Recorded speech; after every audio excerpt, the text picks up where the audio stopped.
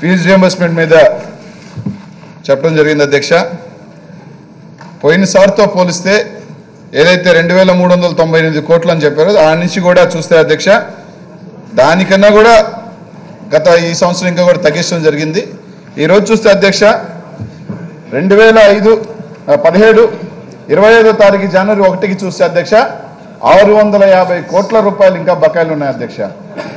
ఈరోజు ఇదే కాకుండా ఇంజనీరింగ్ చదవాలంటే అధ్యక్ష 30,000 కన్నా కూడా ఎక్కువ ఇచ్చే పరిస్థితిలో కానీ ఫీజు చూస్తే ₹1,00,000 ఉన్నాయి అధ్యక్ష.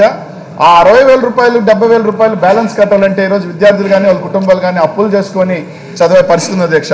కానీ గతంలో రాజశేఖర రెడ్డి గారు ఫీజు రియంబర్స్మెంట్ ఇచ్చినప్పుడు ఫుల్గా పూర్తిగా ప్రతి ఒక్క రూపాయి ఏవి కూడా బకాయిలు లేకుండా పూర్తిగా ఇచ్చిన సంఘటనలు ఉన్నాయి అధ్యక్ష. ఈరోజు ఎంతో మంది బీసీ విద్యార్థులు ఈరోజు మనం చెప్పుకుంటున్నాం అధ్యక్ష. బీసీ అభివృద్ధి అంటే ఏదో కత్తెరలు ఇచ్చాం గొర్రెలు ఇచ్చాం అంత కాదు అధ్యక్ష. ఎడ్యుకేషనల్ పరంగా కూడా అన్ని రకాలుగా కూడా వాళ్ళు పైకి రావాలా, ఆ విధంగా మనం చూసుకోవాల్సిన పరిస్థితి ఉంది అధ్యక్ష.